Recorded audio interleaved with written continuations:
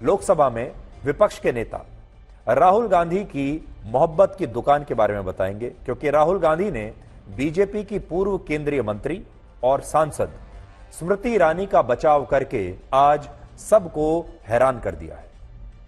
स्मृति ईरानी ने 11 जुलाई को अपने उस सरकारी बंगले को खाली कर दिया था जो उन्हें केंद्रीय मंत्री के रूप में अलॉट हुआ था, और तभी से सोशल मीडिया पर स्मृति ईरानी की काफी आलोचना हो रही थी।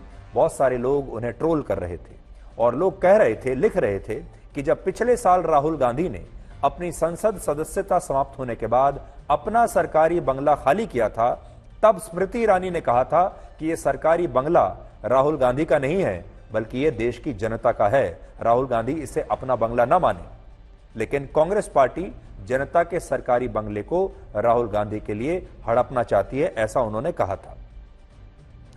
और यही वजह है कि आज जब स्मृति ईरानी ने अपना सरकारी बंगला खाली किया, क्योंकि वो इस बार लोकसभा का चुनाव हार गई, तो अब लोग उनकी आलोचना कर रहे हैं और कह रहे हैं कि देखिए, एक जमाने में आपने राहुल गांधी का मजाक उड़ाया था जब राहुल गांधी ने अपना सरकारी बंगला खाली किया था, आज समय का चक्र देखिए, आपके साथ भी वही हो रहा है। ऐसा लोग कह रहे हैं और लिख रहे हैं।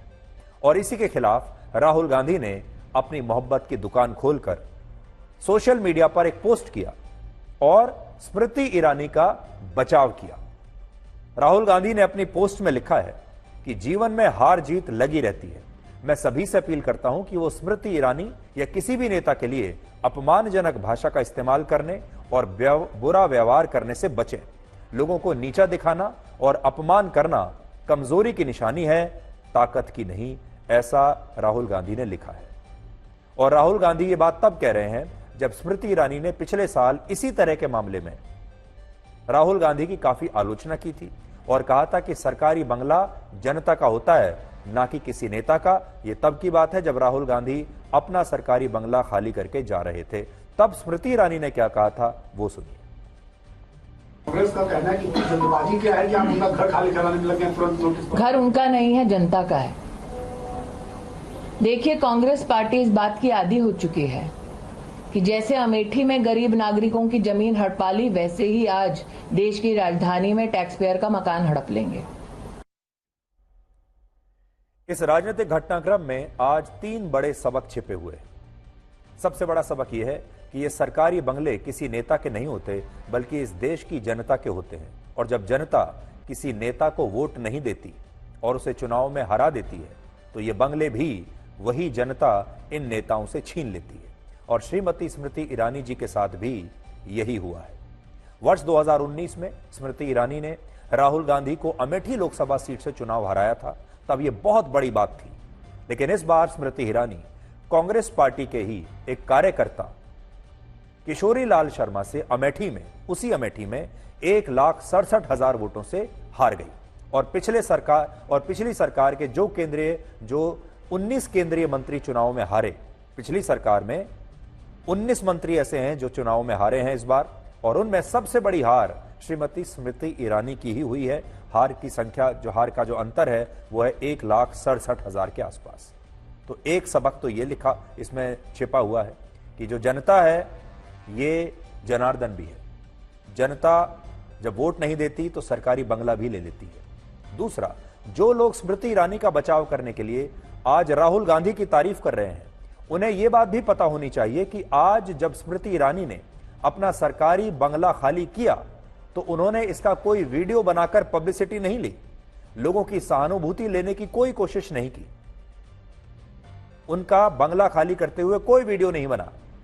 जबकि पिछले साल राहुल गांधी ने जब अपना सरकारी बंगला खाली किया था तब उन्होंने इसका वीडियो बनाया और सोशल मीडिया पर जबरदस्त प्रचार किया था और कहा था कि उन्होंने सच बोलने के लिए यह कीमत चुकाई है।